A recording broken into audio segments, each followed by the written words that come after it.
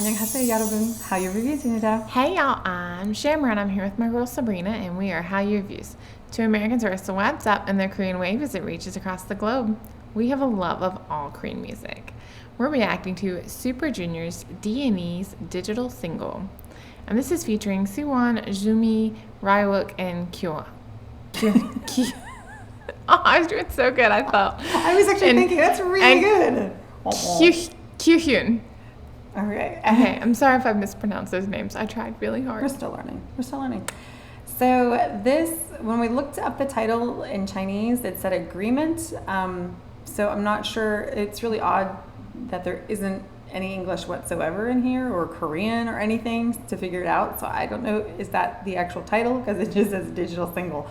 And it's under recording sketch, so I kept thinking that I was looking for something different, but I think that this is the one that the viewers recommended, so we're going to go with it. This is very exciting because obviously D&E is a subunit of Super Junior, but the four names listed afterwards are also members of Super Junior, which is really exciting. And the Zhoumi, we're thinking, is one of the Chinese members. He's the Chinese member. Mm-hmm. One of the Chinese members. So, okay, let's go ahead and jump in. Very excited. Siwon we recognize, but You mean Siwon? Siwon, yes, but Kyuhyun and Ryeowook, they're part of KRY. Right, and they are not. So they're we're not currently part of doing Super, SS7, yeah. and they are not in SS7. So it's really exciting for us to be able to take a look at this and see the guys again. So, all right, here we go. Ooh, I love it already. Ooh. Piano.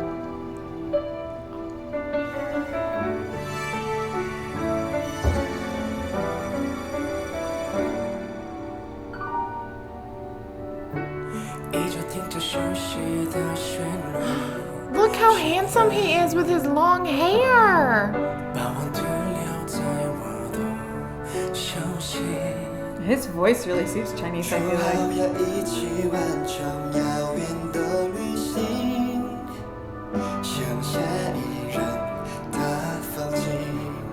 It's so pretty. It's definitely a ballad.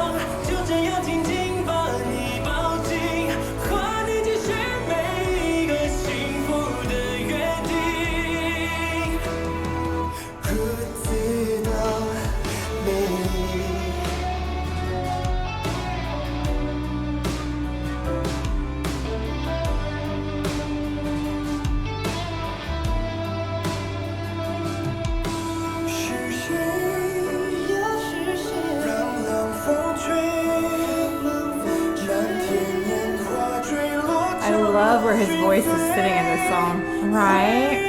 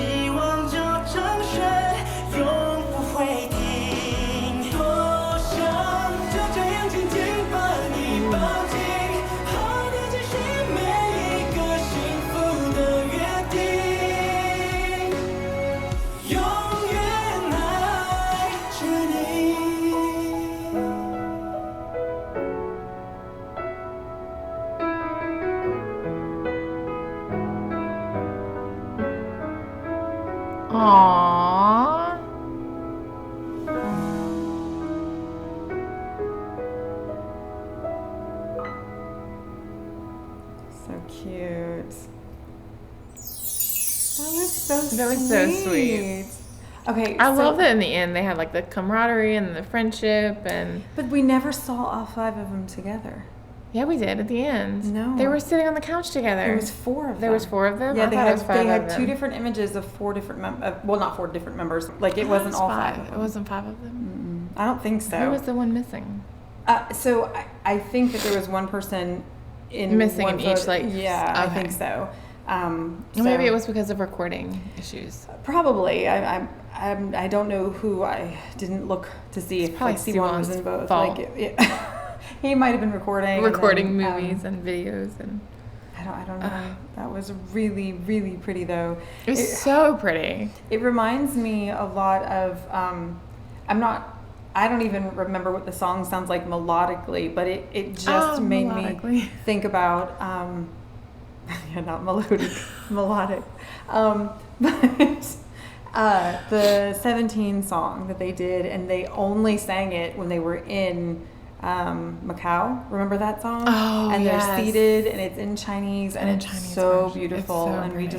we really don't get to hear a lot of Chinese because we do K-pop, and a lot of the groups do like Japanese music, but I feel like not enough do Chinese for us to be super experienced with it. But I will admit, I have downloaded the entire soundtrack for Falling Into Your Smile. Oh my gosh, I love that C-drama. It's actually on our Hallyu reviews page. But it's just a great OST. And of course, I love an EXO, Luhan. So like I still listen to his music. Just Chinese is like Japanese is very beautiful. Well, and I love how they have to accentuate different sounds, and so I think it makes it more like sensual in different places of the music. And so with this one, it didn't feel. It felt so romantic almost, even though it's a song about agreement. Like it was very passionate. And I love how the way they make their vocal sounds of a Chinese word. Of a Chinese word. Like when they're singing in Chinese. And so the way they're accentuating those sounds and their, what's the word I'm looking for? Like the articulation and intonation and everything. And things of that nature. Yeah. It's so different from how the American intonations can be and the Korean intonations and even the Japanese intonations. And so the way they're making those sounds and the positions of their mouth and things of that nature, it brings to life the music differently.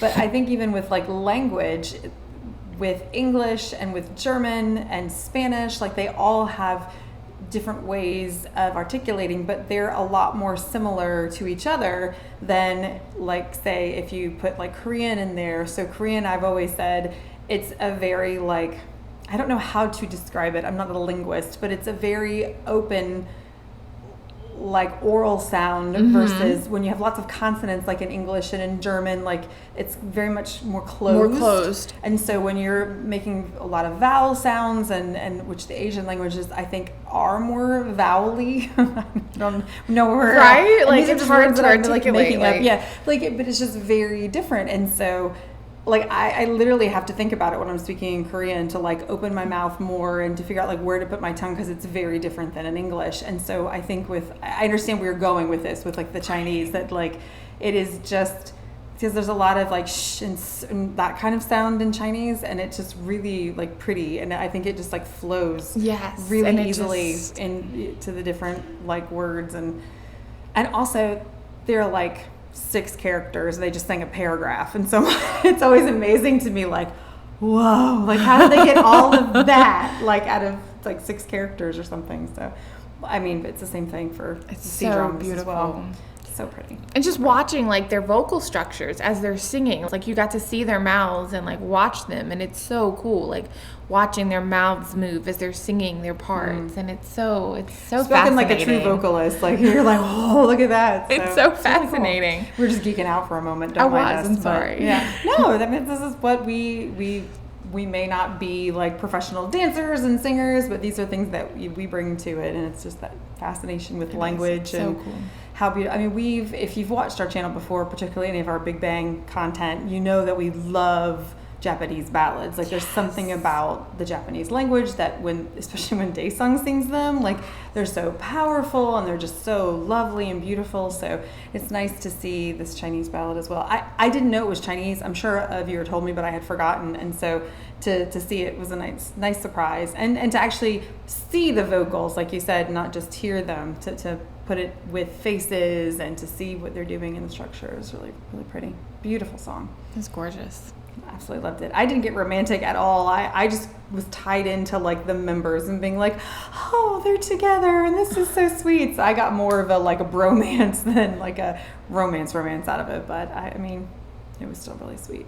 It was great. So if you are fans of Super Junior and D&E, all the members, make sure you like and subscribe down below so you can see more of our content as it's coming out. We are currently still in the throes of reacting to our concept series of SS7 in Seoul. So make sure you check those out if you haven't had a chance. They've been a lot of fun, us getting to know the members through SS7.